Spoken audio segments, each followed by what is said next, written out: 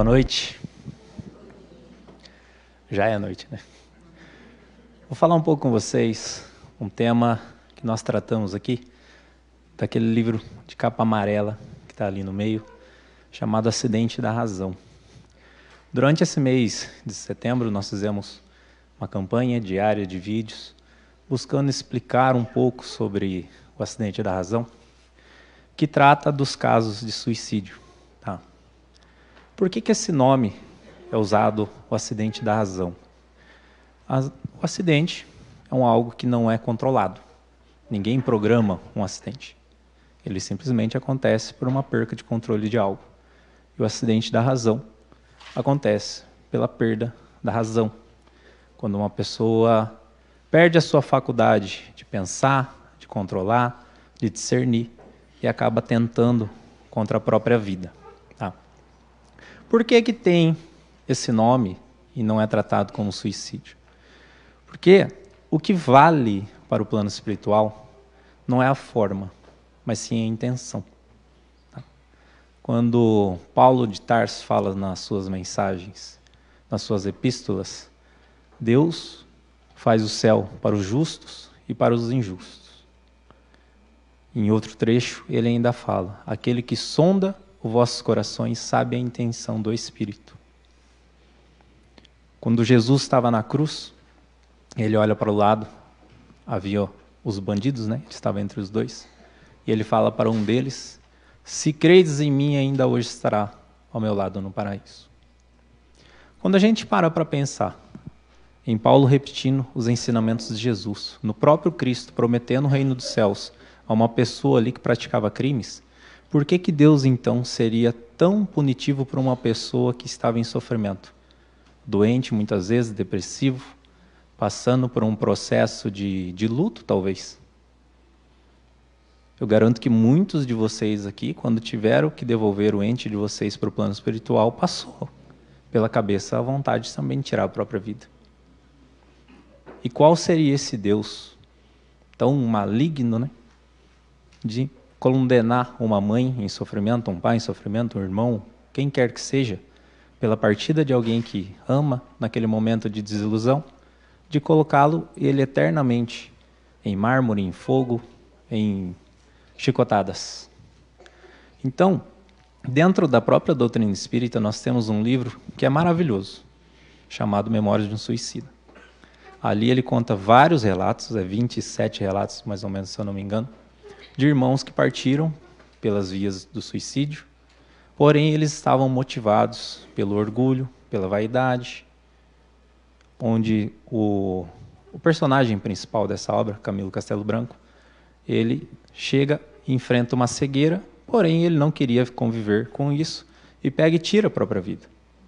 E ali depois ele vai narrar pelas mãos de Ivone do Amaral toda a sua trajetória até encontrar o amparo, o auxílio, a ajuda. E muitos espíritas, acho que não tiveram a capacidade de ler o livro inteiro, leram só o comecinho, onde fala de todo aquele sofrimento, de toda aquela tortura, e fizeram isso uma regra, como se todo suicida fosse passar por aquele processo. Tá? Aí, Jesus ainda, né, ele fala que quando nós nos arrependemos, nossa vida começa a se transformar. E qual seria esse Deus que não reconhece o arrependimento de um filho, mesmo que ele errasse, motivado pelo orgulho? Então, esse período que as pessoas passam nessa perturbação não é pelo ato, e sim pela sua consciência. Tantos irmãos que passaram pela via do suicídio, do acidente da razão, envolvidos com a depressão, envolvidos com o sofrimento, chegam no plano espiritual, eles não queriam tirar a vida. Eles não queriam morrer. Eles queriam simplesmente acabar com aquele momento de agonia. Algumas pessoas poderiam pensar até que, passando para o plano espiritual, estariam junto daquelas pessoas que estariam partido antes dele. E, de repente, se vê num processo de desilusão. Porque Deus nos concede a vida para que a gente viva, para que a gente aprenda até o limite das nossas forças quando nós regressaremos ao plano espiritual. Então, esse livro, o Gabriel, ele vai tratar de vários exemplos, de vários irmãos que foram motivados ali por depressões, por desilusões, caíram em plano espiritual e ali viram o tamanho da besteira que cometeram e foram atrás desse auxílio, foram atrás dessa ajuda, aceitaram principalmente ajuda. Aí vocês perguntam, nossa, mas todo mundo que chega no plano espiritual não aceita ajuda? Tem muitos aqui entre nós que eu garanto que não aceita ajuda aqui. Está num processo de doença, aí chega um parente, não, vou te levar num médico. Você fala, não vou. A teimosia continua, né? Nós somos seres que carregamos com nós a nossa personalidade. Então, muitos chegam no plano espiritual e se negam também a receber ajuda.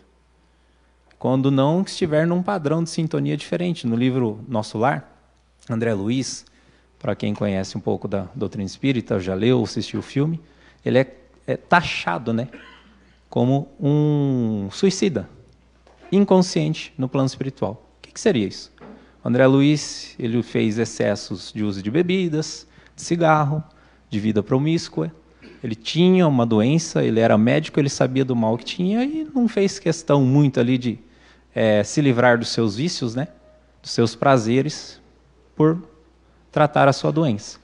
E quando ele chega no plano espiritual, um dos mentores lá, na hora de receber, ele fala, nossa, que pena que o irmão chegou aqui pela via do suicídio. Ele falou, não, muito pelo contrário, eu nem queria estar aqui, ele falou.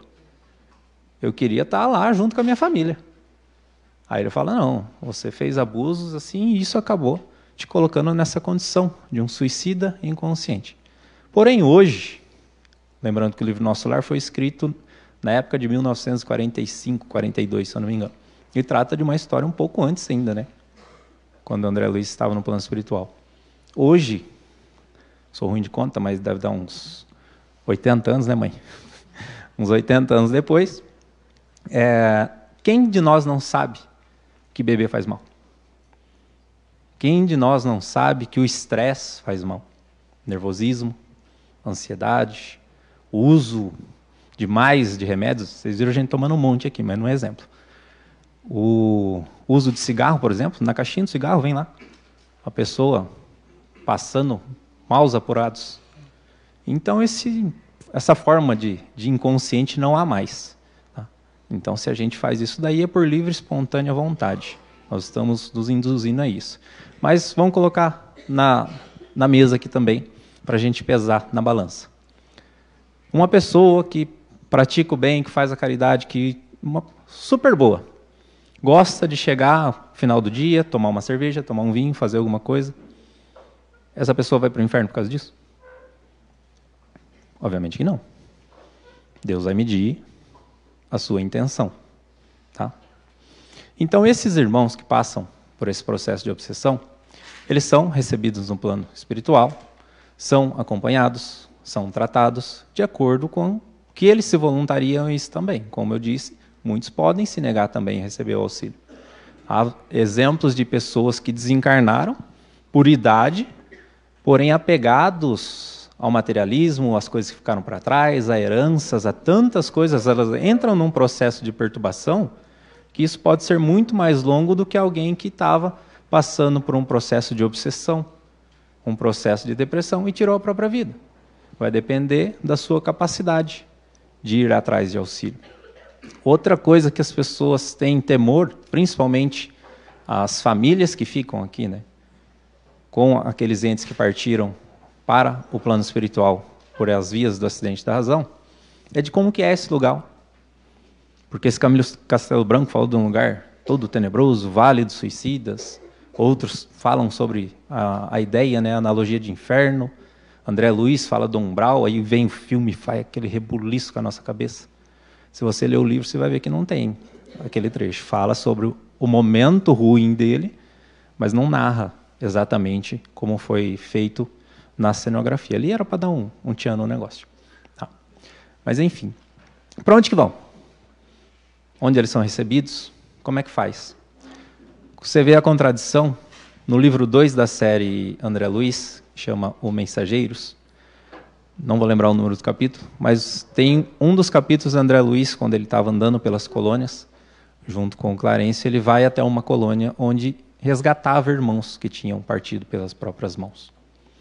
E ele chega naquele lugar ele vê um lugar maravilhoso, lindo, cheio de flores, e ele fala, estranho para mim, porque aqui é muito mais bonito até do que o próprio nosso lar. Porém, ele continua narrando que aqueles irmãos que estavam ali em tratamento eram praticamente zumbis. Eles andavam por aquele lugar, por aqueles campos floridos, porém eles não enxergavam a beleza em nada. Ou seja, não é o lugar, é a consciência da pessoa. Entre nós aqui, por exemplo, nós viemos lá de São Paulo, tirando o frio e a umidade que está quase matando eu de sinusite, Nova Prata é um lugar pelo qual eu sou apaixonado. Compraria uma casa aqui, transportaria tudo que eu tenho para lá para cá e moraria aqui, porque eu acho lindo. Não sei se vocês já foram para São Paulo, mas São Paulo é feio. As florestas lá é tudo eucalipto. E as roças lá não é uva, os parreiral, né? Lá é soja. Então, a beleza daqui é muito mais legal. Porém, entre pessoas aqui dentro da cidade de Nova Prata, acham isso aqui tudo um lixo. Não vê beleza na cidade, não vê nada. Acho que a árvore florida derruba aquele monte de folha no chão.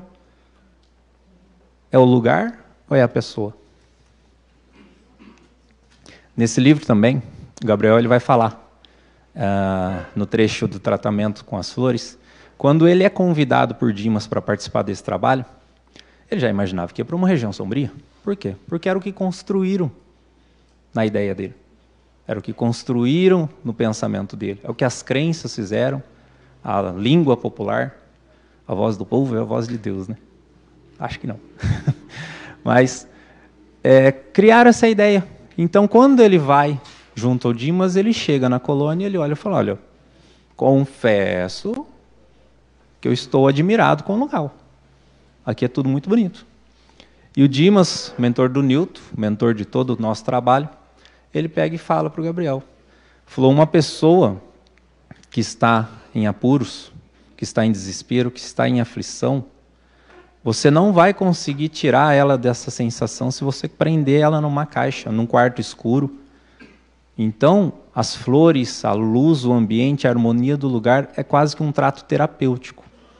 Porém, o trabalho aqui vai ser para que ela possa enxergar todo esse benefício, reconhecer todo o amor, reconhecer a presença de pessoas queridas, o auxílio, tudo. Então, a diferença que nós vemos nos casos são a consciência da própria pessoa. Porque o plano espiritual, se o mundo inteiro, tudo é feito por Deus. Todos os cantos do mundo é feito por Deus. Por que Deus, então, criaria lugares para seus filhos sofrerem? A Rosane fez um uso do trecho do Evangelho aqui, onde fala, se o filho que pede o pão, o pai não dá a pedra. Que pede o peixe, ele não dá uma serpente. Isso nós que somos seres imperfeitos. Imagina Deus que está no céu. Quando teu filho pede alguma coisa, o que ele vai fazer? Se nós passamos todos esses momentos de aflições aqui na Terra, esses momentos de amarguras, dificuldades, a separação de pessoas que nós amamos, dificuldades materiais, financeiras, e não conseguimos enxergar, além disso, se torna mais complicado. Mas nós sempre pedimos a Deus que nos dê algo de bom, que nos dê um lugar melhor, que nos dê tudo. Sempre mais. E seres gananciosos, quando a gente recebe um, já começa a pedir, mirar o outro, né? Para pedir. E esse Deus é de infinita bondade, de infinito amor. Se um filho nosso pede um carrinho, a gente vai, faz de tudo, né? Vende o nosso carro para comprar o carrinho. Aí ele dá 2 voltas e fala, agora eu quero um verde. Você fala, moleque maldito. Aí você já começa a pensar quanto que vai custar o verde. Por quê? Porque você quer atender à vontade do seu filho. Imagina Deus, que é perfeito, que é amor. Só que, assim como o nosso filho, aquela criança, ele não consegue reconhecer que ele já tem um carrinho, que aquilo para ele vale, nós também recebemos tantas coisas nas nossas vidas e não conseguimos entender, não conseguimos valorizar o que aquilo nos vale, para que aquilo nos serve. Recebi uma carta de um menino, muito bom, e ele falou sobre umas questões de propósitos. E aquilo muito me fez pensar. Porque todo mundo passa aqui pela Terra por um período. Aqui nós não somos eternos. Mas como seres espirituais, todos nós somos eternos. Então, se a gente foi enviado para a Terra E Emmanuel fala, através de Chico Xavier, que reencarnação não é endereço, independente de onde a gente cair. Pode ser numa família que a gente não bica com ninguém, pode ser num emprego que a gente não se dá bem com alguma pessoa, pode ser em qualquer lugar, pode ser dentro de uma casa espírita. A gente fala, vou ir naquela casa espírita. Chega lá, você dá de frente com uma pessoa e fala, já não foi legal. Na igreja, onde quer que seja. Mas se Deus nos enviou para aquele lugar, algum propósito isso tudo tem. As pessoas que estão à nossa volta, o nosso trabalho, a nossa família, tudo na nossa vida tem um propósito espiritual. Por quê? Nós somos seres espirituais passando uma experiência material. Então, dentro da nossa vida material, tudo que nós temos na nossa vida tem um propósito. O que nós não podemos enxergar é as coisas materiais tendo um propósito sobre nós. Porque aí nós começamos a valorizar mais aqui do que lá. Não é que nós não podemos ter apego, que nós devemos vender tudo e viver de alegria, viver de vento, igual Gandhi vivia. Eu não consigo, já sou magro e como bastante, mas Gandhi é um outro nível. Mas o que Deus então quer de nós? Quer que dentro de tudo aquilo que a gente possui, a gente aprenda a amar. A Lala usou um exemplo também hoje na palestra dela, falando sobre as coisas materiais. Então, dentro de tudo isso, se a gente for passar por uma escassez, nós estamos vivendo uma experiência. Numa próxima, a gente pode vir com fartura. A gente vai saber aproveitar as oportunidades. Quando a gente ganha um pão que nos sobra, a gente reparte ou guarda para comer no dia seguinte? Então, qual que é o propósito das coisas materiais na nossa vida? É sempre aprender a amar, aprender a valorizar a presença das pessoas que estão junto a nós. Porque vocês todos aqui sabem o quanto faz falta uma pessoa junto, fisicamente de nós. Então, qual que é o propósito desse momento que nós estamos aqui agora? Sentindo a ausência de pessoas que nós amamos. Vindo aqui buscar um recado, vindo aqui, muitas pessoas, às vezes vêm aqui a contragosto. Por quê? Porque a religião falou algo que não aceita isso, porque foi pedir opinião para a vizinha. Então, por qual propósito vocês vieram aqui? Por especulação? Por necessidade? Em busca de consolação? Em busca de uma notícia? Por qual propósito Deus nos permite isso? Pensa, está no Livro dos Médiuns uma coisa que eu acho muito interessante. Deus nos fez para transitar aqui, construir laços com pessoas que nós amamos. Isso se dissolveria com a morte? A gente passa uma vida toda, às vezes, do lado de pessoas que nós amamos, construímos uma história, aí a morte vem e acaba com tudo? Zera, reseta. Qual seria, então, o valor da vida? Então, se nós somos seres que continuamos vivos, por qual motivo, então, Deus não permitiria esse contato? A Bíblia é o maior livro mediúnico que existe. Desde lá, de Moisés, a primeira psicografia registrada é os 10 Mandamentos, onde Moisés recebia as leis e escrevia. Aqui a gente recebe uma mensagem e escreve. É a mesma coisa. Jesus, o tempo inteiro, quem leu a Bíblia via, estava ali no meio de todo mundo e falava, vou andar. Aí você fala, gente, a gente está andando faz 3 dias, ele vai sair andar de novo. Pedro ficava louco com isso, né? E Jesus saía para andar. Onde ele fala, onde você foi? Não, fui conversar com o Pai. O que é isso? Mediunidade. Conversa de um ser espiritual, de um ser etéreo, com ele que estava aqui encarnado. O que nós estamos fazendo aqui é isso. Por que Deus seria tão punitivo de afastar as pessoas que constroem um laço afetivo, um laço de amor? Por que Ele não permitiria a nós estarmos aqui, recebemos uma notícia de consolação daquelas pessoas que nós construímos o amor?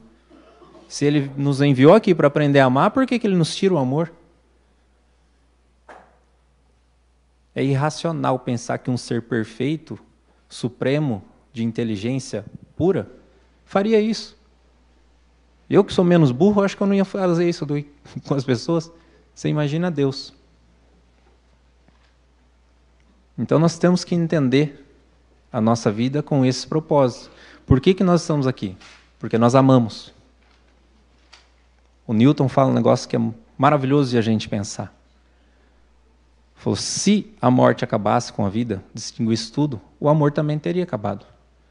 Não dá para amar algo que não existe. Não dá para sentir saudade de algo que não tem mais. Que deixou simplesmente, que evaporou. O que nós sentimos aqui é energia. O espírito é energia do nosso corpo. A partir do momento que essa energia cessa, que ela se liberta, o corpo parece. Então, essa energia, ela se liberta, ela se mantém, mas ela não perde a sua essência. Ela não perde o seu amor. E nós estamos aqui e nós percebemos isso. É normal a gente ouvir o pessoal fazer palestra dentro do Espiritismo e falar, todo mundo é médium. Fala, mas todo mundo é médium, por que todo mundo não está escrevendo? Por que todo mundo não está em casa conversando com o ente em vez de estar aqui? Porque a nossa sintonia muitas vezes não está na mesma frequência.